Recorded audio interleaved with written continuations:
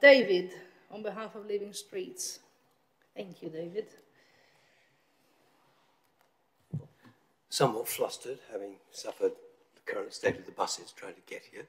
So there we are. That gives you an illustration. Thank you for allowing me to ask the question. As politicians, you will be aware of the concerns of young people about climate change.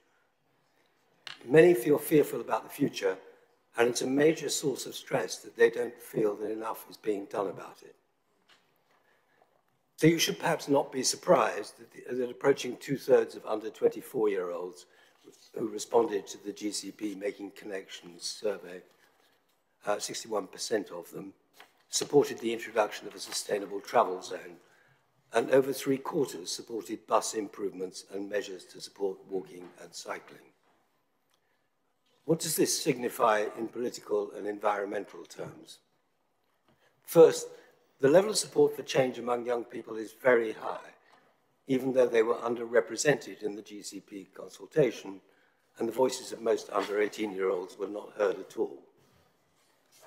Second, young people voted decisively for a greener transport future, limiting the congestion and pollution that car use creates, and expanding more sustainable forms of transport.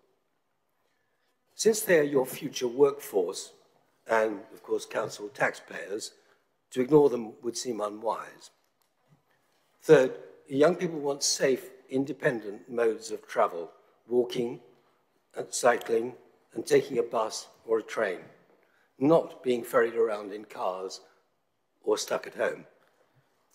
However, freedom to walk has deteriorated sharply over recent decades as car travel has grown and investment in walking has all but disappeared.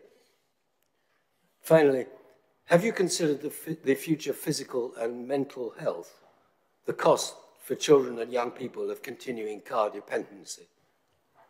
Motor traffic has eaten up open space, made playing out in the streets too risky, and severed communities.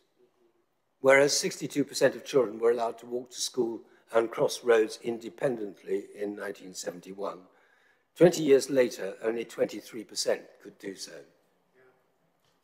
Living Streets urges politicians to support young people's independent mobility and endorse the shift to a greener travel future. Thank you. Thank you, David. Thank you very much. Mr. Stoughton, in his question about young people, is very correct that young people were much more likely to support the proposals put forward than average.